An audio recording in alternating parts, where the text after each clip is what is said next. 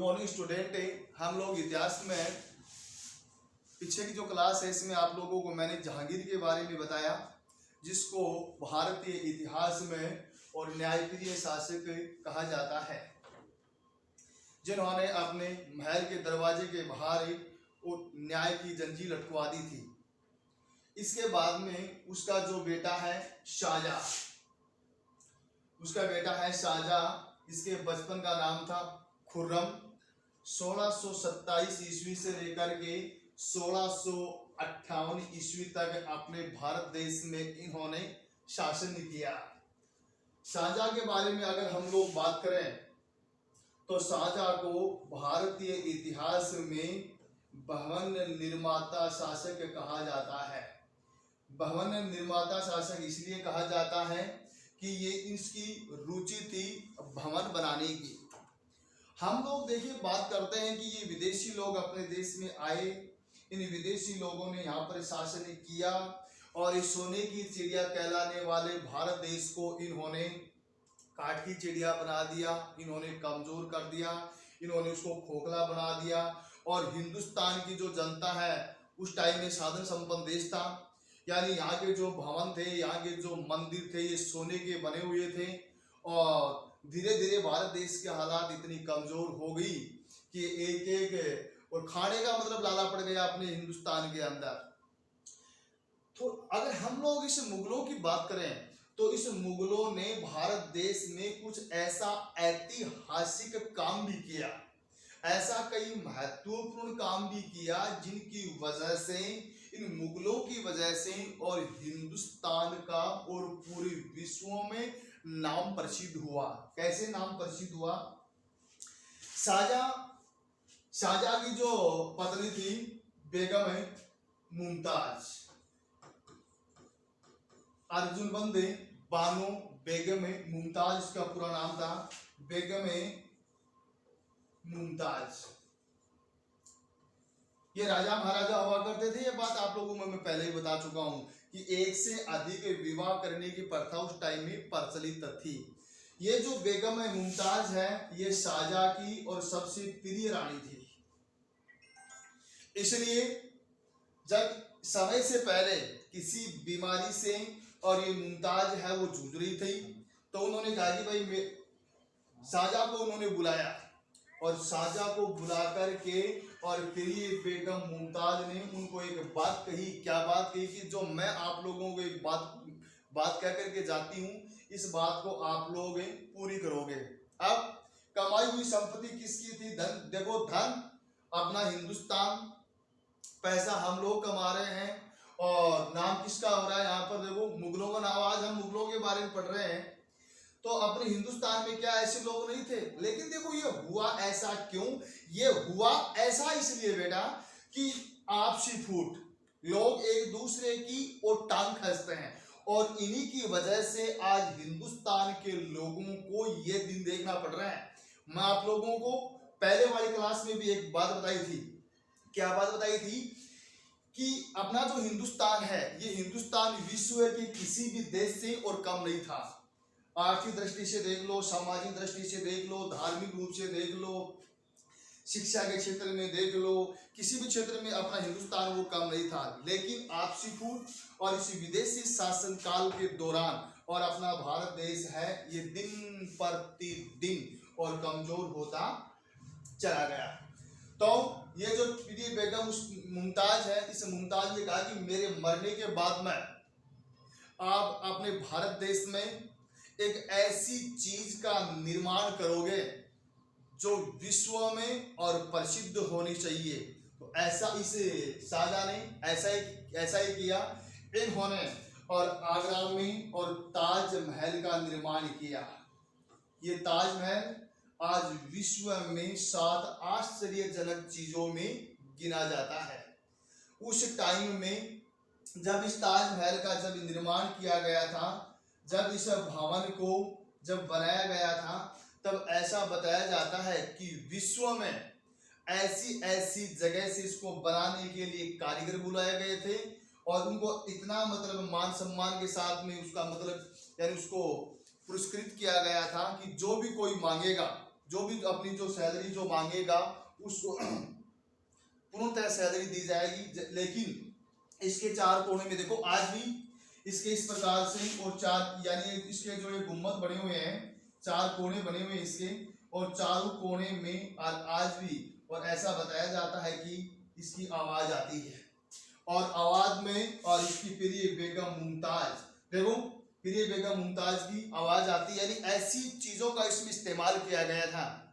ये जो संगमरमर है, ये जो धातु आती है, जो ग्रेनाइट है, यानी उस टाइम में देखो बात कर रहे हैं हम लोग कब की, यानी 1627 ईस्वी की बात की, यानी 1650 ईस्वी के लगभग।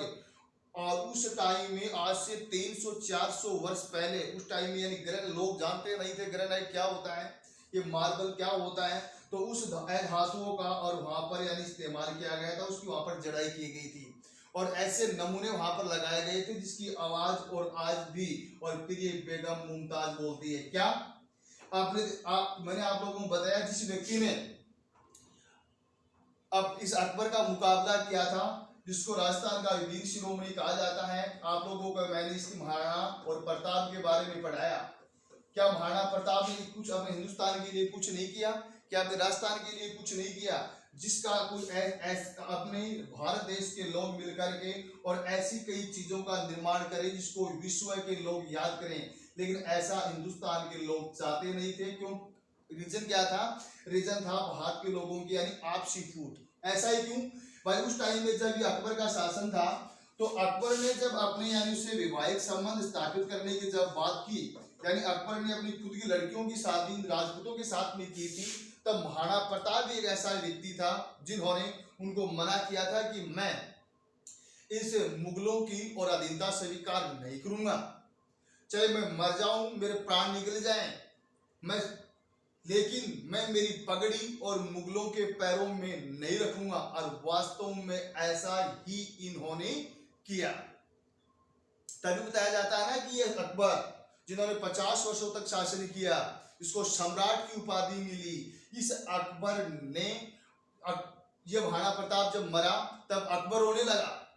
ये बात आप लोगों को पहले बता चुका हूं। अब देखिए बात करेंगे, हम लोग बात कर रहे थे शाहजहां की, तो शाहजहां ने इस ताजमहल का निर्माण किया। ये ताजमहल आज विश्व के 7 आश्चर्यजनक चीजों में एक गिनी जाती है। इसके बाद में शाहजहां, इस शाहजहां के देखिए 4 बेटे थे। बड़ा बेटा जो इसका बेटा था इसका नाम था औरंगजेब। इसके बाद में दारा, मुराद और शुजा, 4 बेटे थे। बड़ा बेटा था औरंगजेब, इसके बाद में दारा, मुराद और शुजा। मुगलों की अगर हम लोग बात करें तो शुरुआत में मैंने आप लोगों को ये बात बताई थी, जब फरगना से अपने देश में आए थे, इसको कट्टरपंथी मुसलमान भी कहा जाता है। आप कहोगे कैसे सर? देखो बेटा, इसलिए बोला जाता है, शाहजहां 1658 ईस्वी में और बीमार पड़ गया। जब ये बीमार पड़ा तो उसका जो बड़ा बेटा है औरंगजेब, इसको भारतीय इतिहास में या विश्व के इतिहास में कट्टरपंथी मुसलमान की संज्ञा दी जाती है। कैसे दी जाती है कट्टरपंथी मुसलमान की संज्ञा?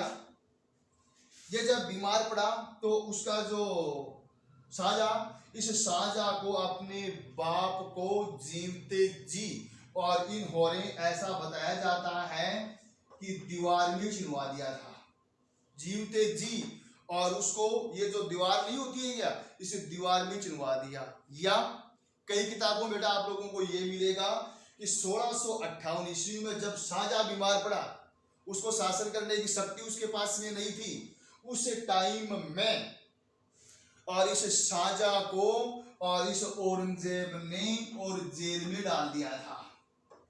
आप सुनिए, देखो कट्टरपंथी मुसलमान इसलिए बता रहा हूं आप लोगों को मैं इसको कि ये जो औरंगजेब, इस औरंगजेब के छोटे भाई थे, ये दारा, ये मुराद और ये शुजा।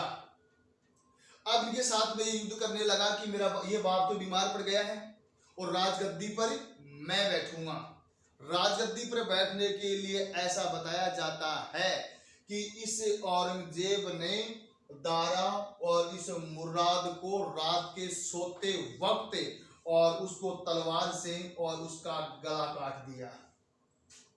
बताया ना आप लोगों को मैंने, इसको कट्टरपंथी मुसलमान क्यों कहा जाता है। इसके बाद में बचा कौन, बचा ये शुजा। शुजा के साथ में, और इस औरंगजेब ने अपनी गद्दी यानी उसका पूरा वंश खत्म करने के लिए ये चाहता क्या है, अपने आप को सर्वे सर्वा और खुद शासन करना चाहता है। तो इसने इस शुजा के साथ में और युद्ध किया, और युद्ध करने के बाद में इसको वहां से क्या कर दिया, भगा दिया, और पूर्णतया साम्राज्य वो किसके अधीन हो गया, अब औरंगजेब के अधीन हो गया। अब देखिए लगातार मैंने आप लोगों को बताया है कि जो सन है, इन सन को आप लोग घटनाओं से जोड़ते जाओ।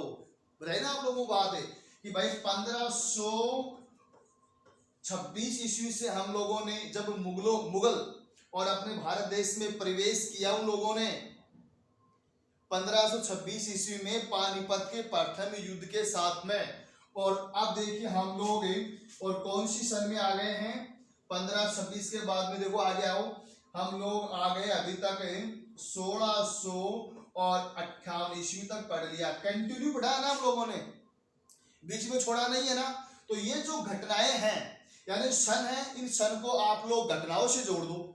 घटनाओं से जोड़ दोगे तो ये अपने आप और क्या हो जाएगा, यानी इतिहास आप लोगों को इस प्रकार से याद हो जाएगा। देखो इसका याद करने का एक तरीका भी होता है। याद करने का तरीका देखो, सूत्र बताया ना आप लोगों में, जैसे आप लोग इससे बाबर के बारे में याद किया, जहीरुद्दीन महमूद बाबर के बारे में आप लोगों ने याद किया कि पानी पीने गया, खाना खाया, चांद पर गया और घर गया और मर गया।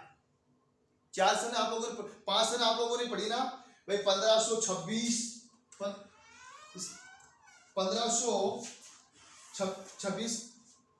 इसके बारे में आप लोगों ने पढ़ा।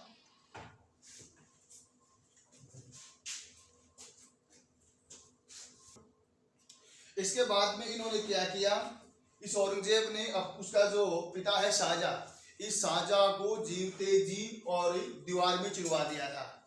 या ऐसा बताया जाता है कि इन्होंने अपनी राजगद्दी को प्राप्त करने के लिए और 1658 ईस्वी में और अपने पिता को जेल में डाल दिया था।